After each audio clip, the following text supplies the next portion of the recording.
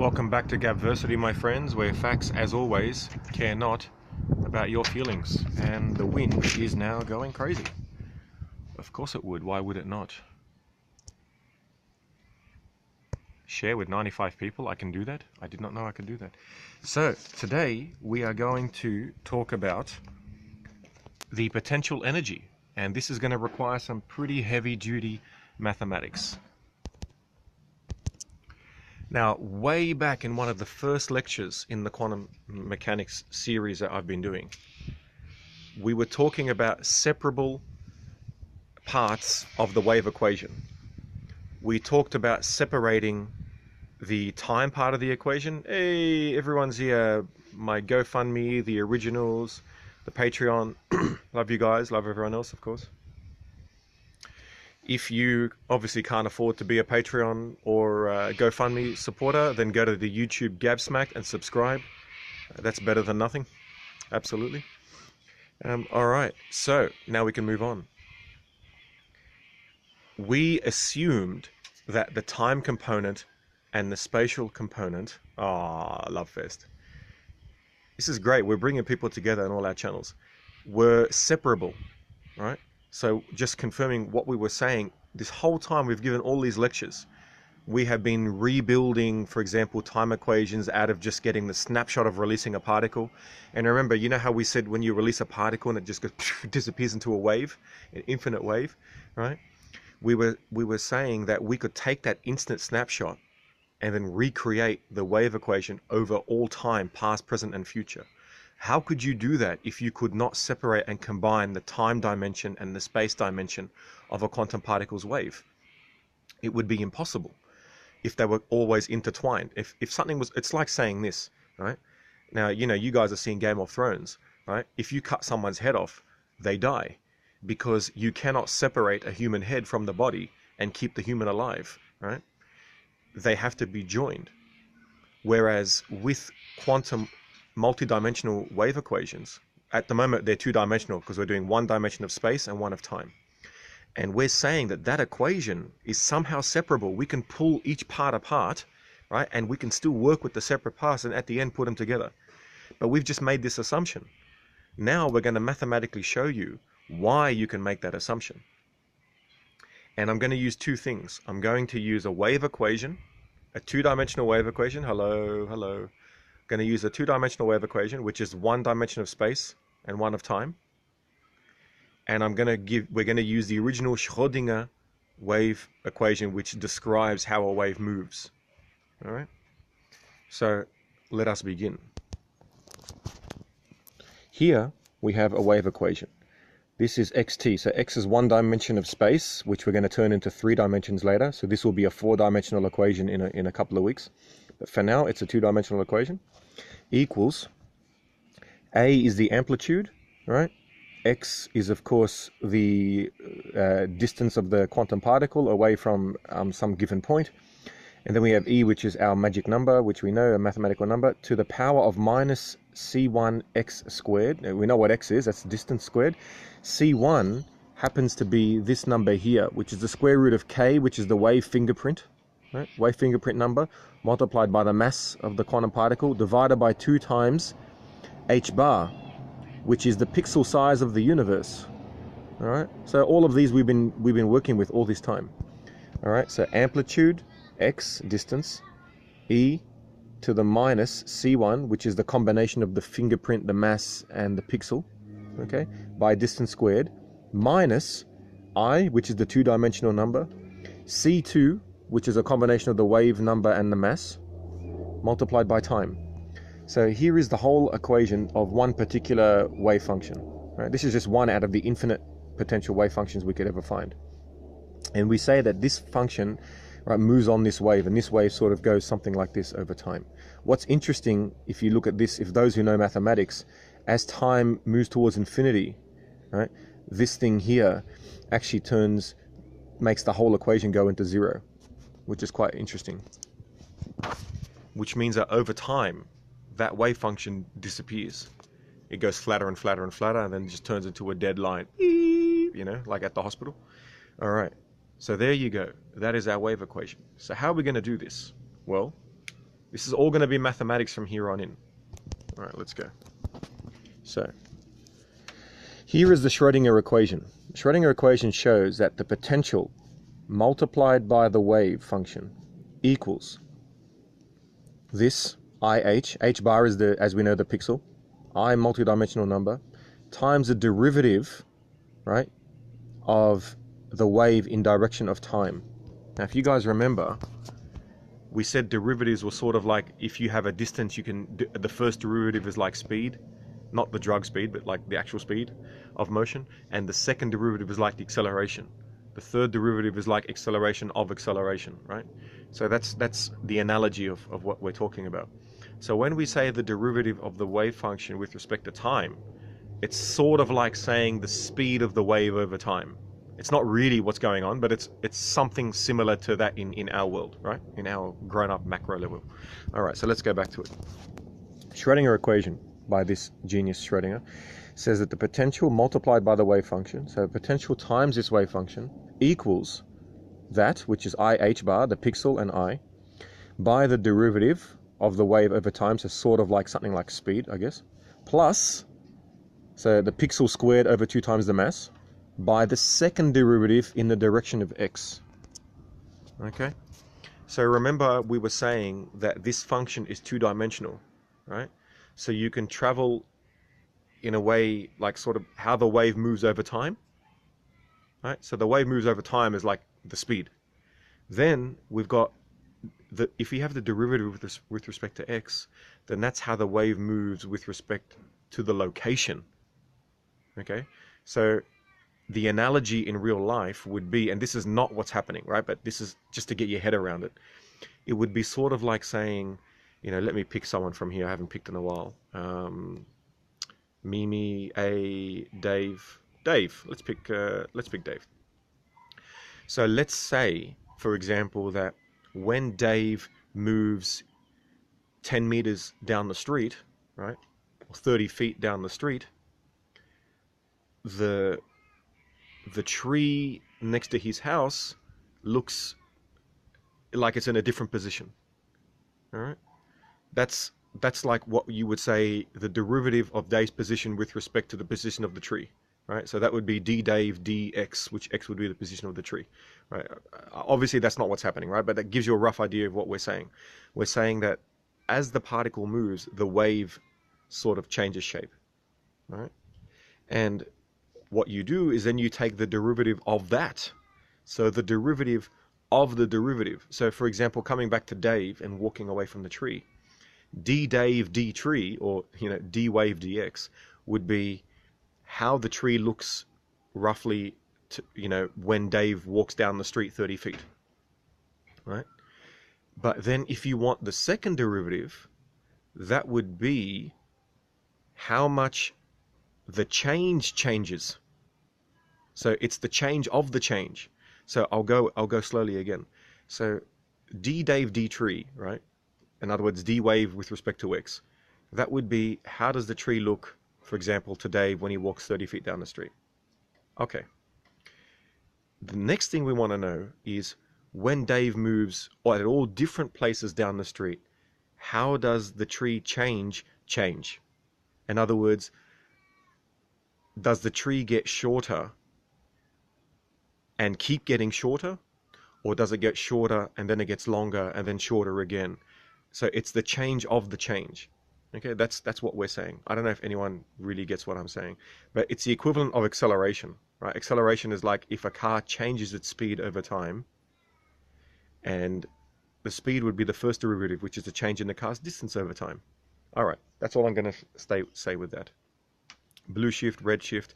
Yeah, and then it's blue shift, red shift would be the first derivative, and then the second derivative would be the change in the blue shift.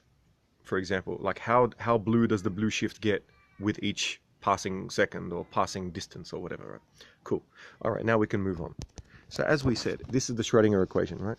We say the potential of the wave is equal to 2D number, I h bar, pixel, and the derivative of the wave with respect to time, so the speed of the wave, plus the h squared, which is the h bar squared, the pixel squared over 2 times the mass, multiplied by the second derivative of with respect to x. Right? So the change of the wave with respect to the distance of the particle. All right. Well, this is interesting. So what we're trying to do, remember, we're trying to show that this v does not depend on time. In other words, v stays the same. It depends on the distance. That's the only thing that changes v. How do we prove that? Well, we know this wave function, right? We know what I is. So we have the wave function. We know I. We know h, because these are just constants. Right? We know h squared. We know the mass. Okay. What we don't know is the change of the wave with respect to time and the double change with respect to the distance. How do we get that?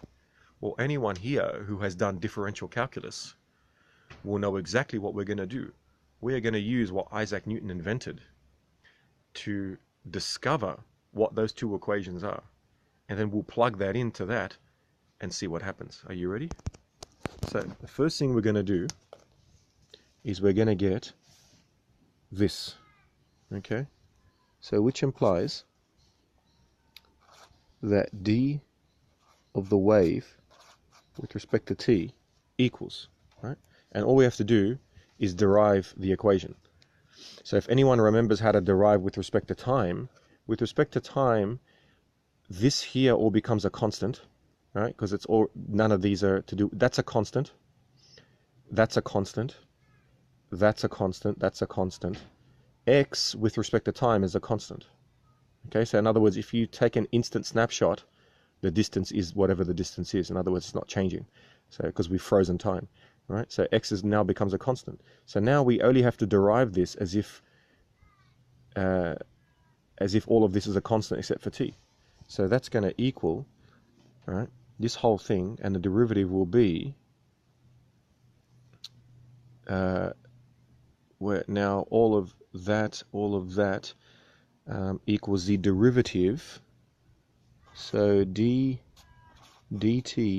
of ax e to the minus c1 x squared, okay, times e to the minus I c2t. Okay, what have I done? All I've done is I've just separated this, because mathematically this multiplied by e to the negative that's exactly the same. That's just basic maths, right? So that's the power of indices. You do it in high school. That times that is the same as writing it like that.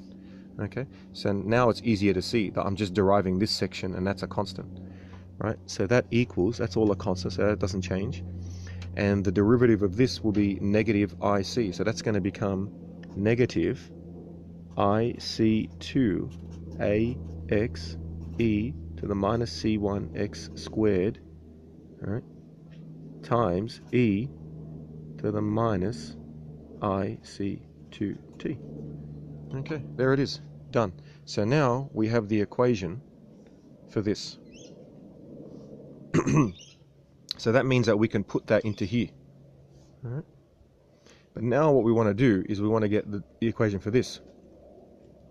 Okay, so now we close that off, and we're going to say, and the derivative of that with respect to x, the double derivative, right? The double derivative equals the first derivative of the first derivative of this equation, right? Of ax e minus c1 x squared times e to the minus IC2t. Okay. So I've just separated it again. I'm just repeating. So that here is the same as that, which is the same as that, but I've rewritten it like this, because now, because it's with respect to x, this becomes a constant, right? Because we're now looking at the change of with respect to x, not with respect to time.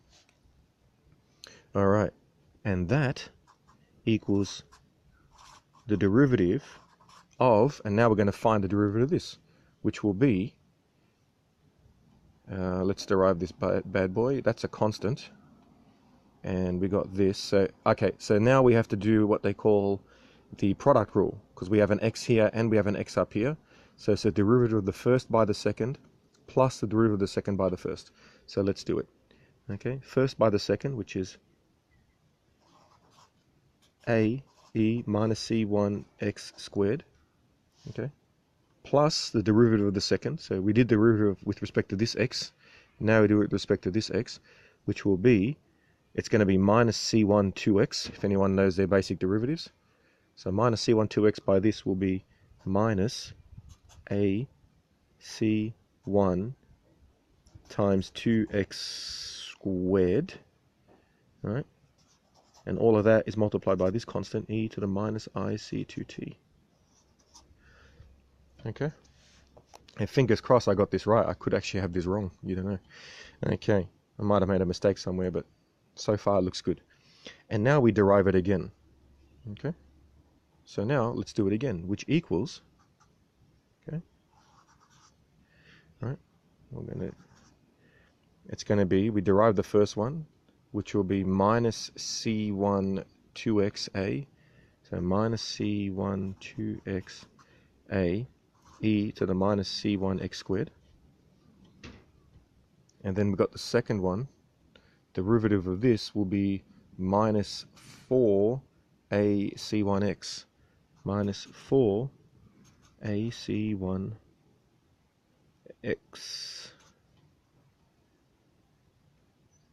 And then we close the brackets and we say multiply e to the minus ic2t. Alright, done. So far we now have, thanks to Isaac Newton and calculus, we now have this part of the equation, which is this. Right? And we also have this part of the equation, which is here. So all we have to do is simplify these, and then we're going to plug them into this equation. That's it. Too easy. So let's do it.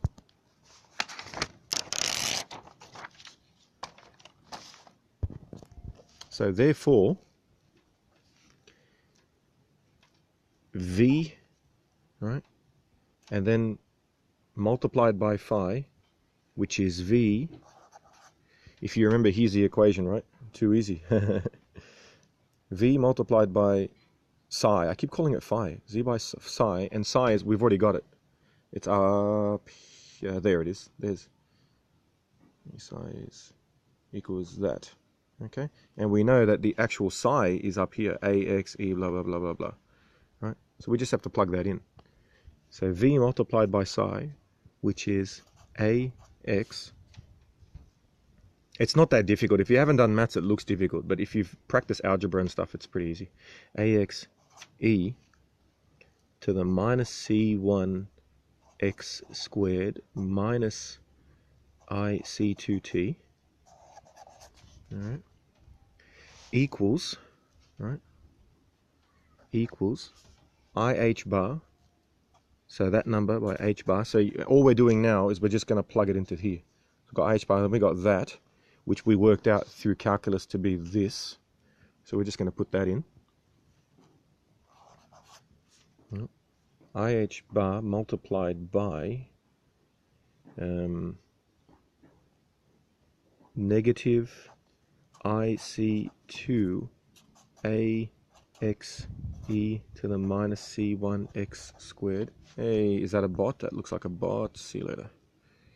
Alright, x squared minus IC2t. Alright, so we got that part. Alright, so far we've got v times psi, which we got psi, equals IH by the derivative with respect to time, which we figured out. And then the next part of the formula we said was h squared over 2m, so we can do that, plus h squared over 2m multiplied by this thing here, the second derivative with respect to x, which we figured out down the bottom, this thing here. Right, so we can just plug that in, easy. Which will be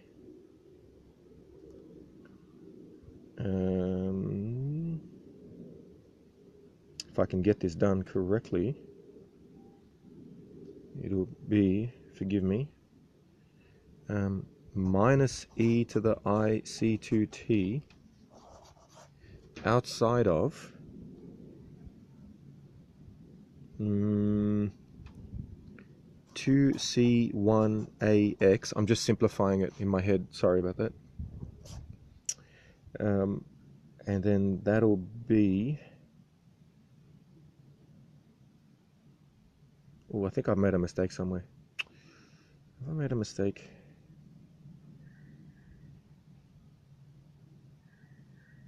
I think I have.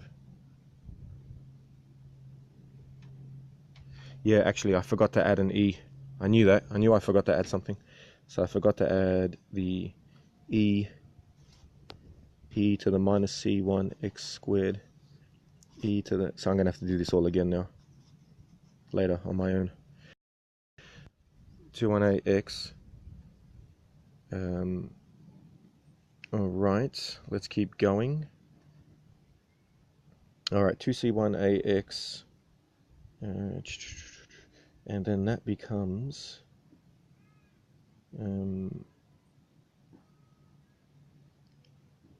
E to the minus C1x squared plus 2E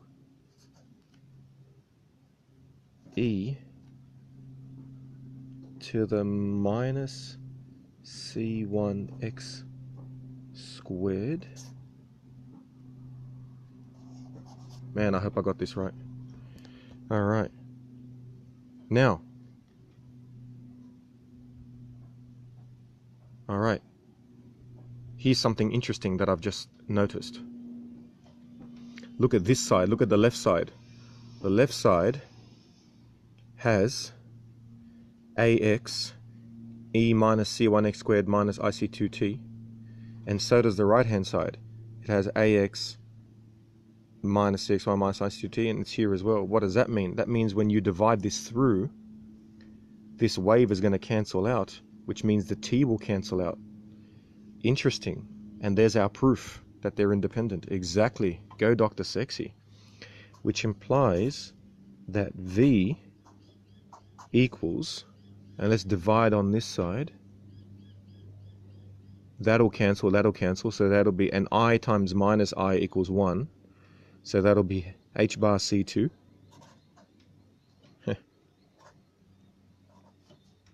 There you go, H bar C2. And then here, what cancels out? That all cancels out,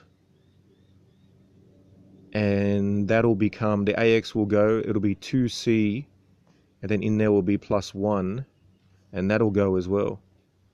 So it'll be plus H bar squared over 2M outside of,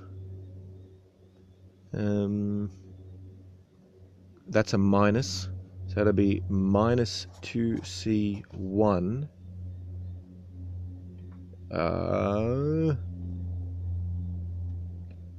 outside of 3. I think I've made a mistake somewhere. Damn it, what have I done wrong? I've done something wrong. Because that just looks wrong, just from doing so many over and over and over equations. I know that it looks wrong. Which equals HC2. 2 and 2 disappear. So minus H bar squared 3 over M. Alright, that looks wrong. Oh, and there should be a C1 there too. C1. Okay. Now, what have we done? We have, first of all, I've made some numerical error, I'm 90% sure. But irrelevant in the sense that we've been able to cancel out the t. So what we have proven already, we've proven that V is independent of time. We have proven that V is independent of time. Now, I did this question like 3 times, and I also checked my answer on the computer. As we said, life is integrated with computers to see what the... Yeah, I knew I made a mistake somewhere. So here is the actual answer. You can see I missed out one thing. Have a look. So the answer, so I'm gonna have to do it again, but where am I? here it is, hc2 plus h squared over mc1, and then 2x squared c1 minus 3. If you look at mine, it looks sort of close, but hc2 is correct, h squared over 2m and minus, that part is right, but I missed out, and I have the 3, but I missed out on the x squared, so I've lost it somewhere. Which is exactly what I do every single time I do a maths equation. I always make a mistake. So that's why I've learned to always do them forwards and backwards. And that's another rule with anyone who's going to do mathematics. Right? You always want to do the equation via 2 different methods. So it's like, for example, we do it in real life, right? Like if you've lost your phone, right? And you say to your family member, hey, ring my phone, right? So they call your phone, you can hear it, right? And then you go and find it. You don't just find it, right? You go, you pick it up, you check how many calls you had, all right? And that is using different senses to find, Abyss came right at the end, different senses to prove that the object exists, right? To make sure you're correct. So you're using your hearing, and then you're using your sight. You see the phone, then you pick it up, and you're using your touch. That's 3 different senses. And in mathematics, they never teach this at uni, right? You missed the whole lecture, right? They never teach this at uni, right? But it's so important to do the same thing with mathematics. So when you do a maths exam, you should be so good at the exam that you can do the exam in half the time. And the reason is because you need the other half to do every question again via a different method. So for example, right? I'll give you a really easy one. 3 plus 6, right, is 9. Well, what's the replay?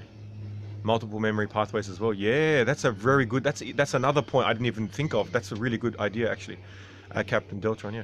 So I do this all the time. This is the only way I was able to top the uni, because especially because I'm so bad at doing calculations. I always make a mistake.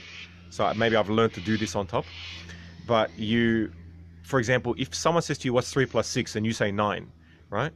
What I also do, I say 3 plus 6 is 9. Okay, what's 9 minus 6? 3. So I got the same answer, right? I got 3. I started with 3, right?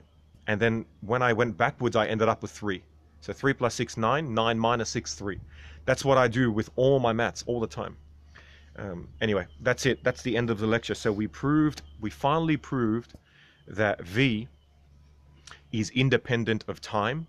And why is that important? It's important because the way to calculate so many of the, if you guys remember when I said we took a snapshot in time before, right, of the particle, and then we used that one slice of infinite amount of time, that small amount, infinite piece, we actually recreated the equation for all time. Now, how could you do that if those equations were not separable? It would be impossible. It's like I said, right? Like, if you find, God forbid, find a headless body, imagine if you could recreate the head based upon the body and then reanimate the body again. Right? Like, that would be just insane. Well, that's what's happening here. That's what we're doing. And I'll show you just before we go. This was the first quantum mechanics lecture, and we're coming right back to it again. Psi, right, of xt equals lowercase psi, okay, of x, you're funny, multiplied by phi of t. Okay, so we did this at the beginning, and there was a reason we did that, because then we could separate the 2 variables and then reintegrate and then get the equation for x and the equation for t. I won't do it again, but that's what we did. That was with partial differential equations, right? Which Abyss has studied, I believe. So the only reason we can do that, initially we made the assumption that we could do that, but now we have proven that absolutely you can do that. All right, that ends our lecture today at Gabversity, and I'm going to go back and redo the equation. Can x be a tensor for higher dimensions?